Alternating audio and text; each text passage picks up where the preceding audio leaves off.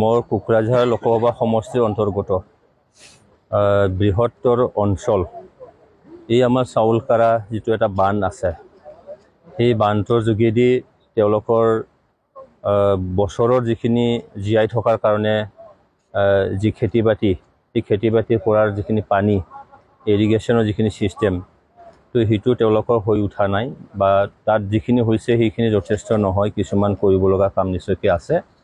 ডাঙৰ এটা কাম হয় এটা মানে বৃহৎ অংকৰ এটা কাম হয় সেইকাৰণে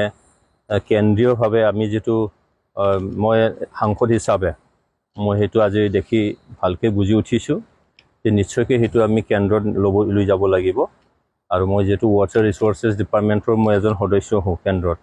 সেইকাৰণে এইখিনি কাম নিশ্চয়কৈ এই বাৰিষা কালত নিশ্চয়কৈ নহ'বগৈ কাৰণ এইটো প্ৰচেছ এটা আছে